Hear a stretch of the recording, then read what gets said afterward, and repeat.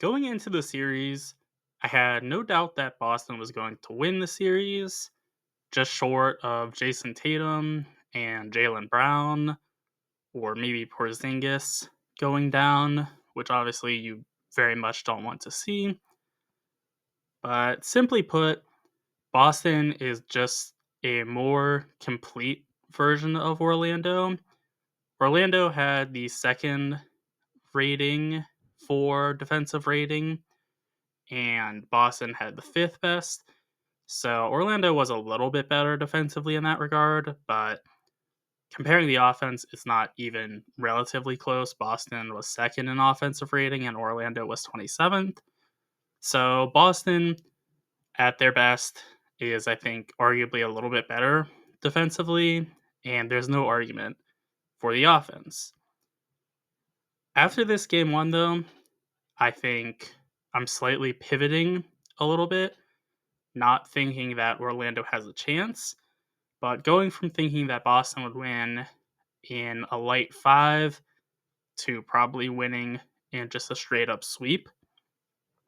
Boston really showed just how good they are against the Magic this game because Jason Tatum really didn't have a good game, at least by his standards. I think it's also just fair to say he didn't have a good game straight up.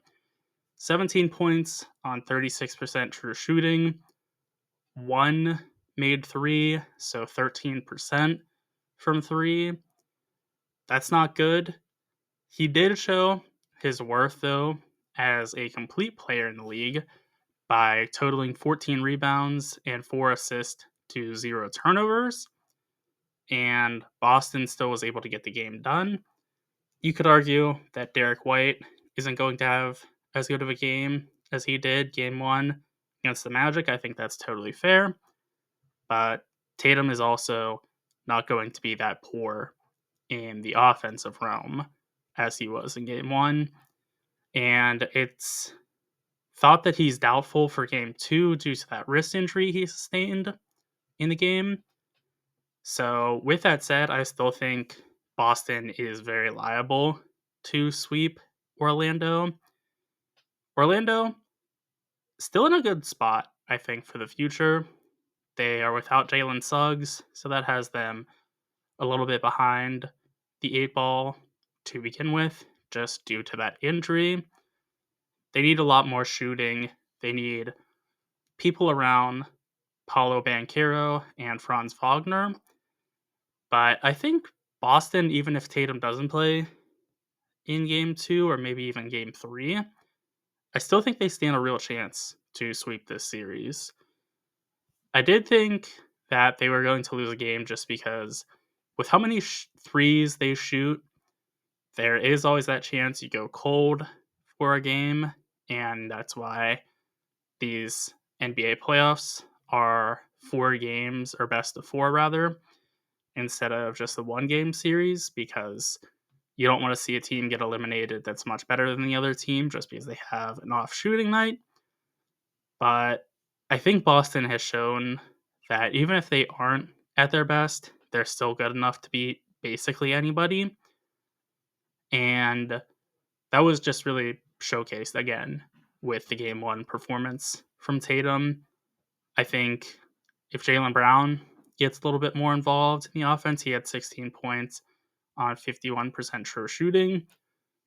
That game looks even more in favor of Boston. And of course, if Tatum, plays up to his standard, it's just totally out of control for the Magic. Porzingis also. So the top 3 guys for Boston did not play anywhere near their potential. Porzingis had just 5 points on 26% true shooting. That's awful, especially with being a big man where the percentages are a bit higher universally. Wagner, you could also argue, can play better for the Magic, so there's at least that saving grace for them. Maybe they do get a game if Wagner and Banchero can be at, full click and they can provide some trouble that way. But Banchero was pretty much as good as he's ever going to be. in game one with 36 points on 61% true shooting. Tatum was playing good defense. I think for the most part, the Celtics as a whole were playing good defense. Ben Caro was still getting, just shot after shot, though, made. So I don't have really high expectations for the Magic getting a game here. It, again, isn't a question of if Boston's going to win the series or not. I think that's pretty set in stone, just short of a total health collapse in Boston, not even just a play collapse, but health being a total issue. But I think just winning a game would be really impressive for Orlando here, which going into this series, I think was fair to expect. Winning a game was about as good as you could expect them to do. But I think now that looks even more sort of out of the question.